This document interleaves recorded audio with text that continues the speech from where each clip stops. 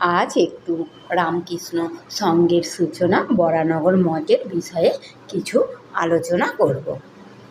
1885 খ্রিস্টাব্দে রামকৃষ্ণের ক্যান্সার ধরা পড়ে এবং 1886 খ্রিস্টাব্দে 16ই আগস্ট কাশীপুর উদ্যানবাটিতে তিনি দেহরক্ষা করেন। তার আগে এই রোগশয্যায় শায়িত থাকার সময় তিনি ভবিষ্যৎ শ্রীরামকৃষ্ণের সঙ্ঘের সূচনা করে যান। ছোট্ট কিন্তু অত্যন্ত শক্তিধর সেই সংঘ নরেন্দ্রনাথ দত্ত, রাখালচন্দ্র ঘোষ, তারকনাথ ঘোষাল, বাবুরাম ঘোষ প্রভৃতি কয়েকটি শুদ্ধ চরিত্র সর্বত্যাগী যুবক সেই সংঘের স্তম্ভ, আর নরেন্দ্রনাথকে নির্দিষ্ট করে যান সেই সংঘের নেতারূপে।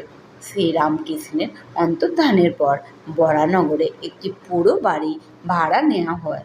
যুবক ভক্তরা গৃহত্যাগ করে সেখানে থাকতে আরম্ভ করে। এটিই হলো প্রথম রামকৃষ্ণ মঠ। অচিরেই যুবক ভক্তরা বিরাজ হোম করে সন্ন্যাস গ্রহণ করলেন। তাতে প্রত্যেকের নতুন নাম হলো, নরেন্দ্রনাথের নাম হলো বিবিদিদাসানন্দ, তবে পরিব্রাজক জীবনে তিনি সচিদানন্দ ও বিবেকানন্দ নামে ব্যবহার করেছেন। শেষোক্ত নামের তিনি বিশ্ববিখ্যাত হন।